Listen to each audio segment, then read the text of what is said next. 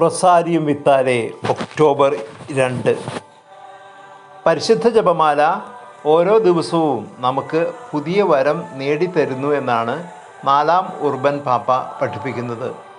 ഇത് സത്യമാണെന്ന് അനുഭവത്തിൽ നിന്നും പറയാൻ കഴിയുന്നവരാണ് നമ്മൾ. മരുഭൂമിയിലെ വിശുദ്ധ പിതാക്കന്മാരുടെ പ്രാർത്ഥനാക്രമത്തോട് സജീവ സാമ്യമുള്ളതാണ് ജപമാല പ്രാർത്ഥന. മരുഭൂമിയിലെ സന്യാസ പിതാക്കന്മാർ വിശുദ്ധ ഗ്രന്ഥത്തിലെ 150 സങ്കീർത്തനങ്ങൾ ആവർത്തിച്ച് ചൊല്ലുന്ന പതിവ് ഉണ്ടായിരുന്നു.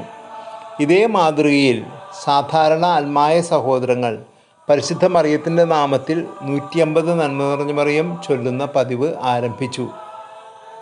പിന്നീട് ഇന്നത്തെ രീതിയിൽ വിശ്വാസ പ്രമാണവും സ്വർഗസ്നായ പിതാവും നന്മ നിറഞ്ഞ മറിയവും ത്രിത്വസ്തുതിയും ഫാത്തിമ പ്രാർത്ഥനയും ലുത്തനയും ഉൾപ്പെടുന്ന രീതിയിൽ ജപമാല പ്രചാരത്തിലായി. ജപമാല തുടങ്ങുമ്പോഴുള്ള വിശ്വാസ പ്രമാണം തുടങ്ങിയതിന് വ്യത്യസ്തമായ സ്രോതസ്സുകൾ ചൂണ്ടിക്കാണിക്കുന്നുണ്ട്.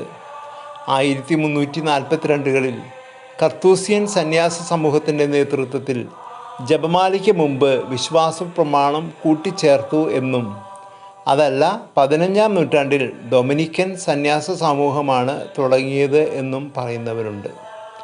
ഔദ്യോഗികമായി സഭയിൽ പിയൂസ് 5-ാമൻ പാപ്പ 1569 സെപ്റ്റംബർ 17 പുറപ്പെടുവിച്ച തൻ്റെ കോൺസുവറുൻറ്റ് റൊമാനി എന്ന തിരുവെഴുത്തിലൂടെയാണ് വിശ്വാസ പ്രമാണത്തോടെ ജപമാല ചൊല്ലുന്ന ക്രമം സാർവത്രിക സഭയിൽ നിലവിൽ വന്നത്. സഭയുടെ കൂദാശ ക്രമങ്ങളിലും കൂദാശ അനുകരണങ്ങളിലും ശ്ലീഹന്മാരുടെ വിശ്വാസ പ്രമാണവും നിഖ്യ കോൺസ്റ്റാന്റിനോപ്പിൾ വിശ്വാസ പ്രമാണവും ഇന്ന് പാശ്ചാത്യ പൗരസ്ത്യ സഭകളിൽ യഥാക്രമം ഉപയോഗിക്കുന്നുണ്ട്.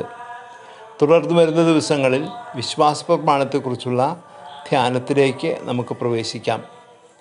പരിശുദ്ധ അമ്മയുടെ സംരക്ഷണം നമുക്കുണ്ടാകട്ടെ. Ave Maria.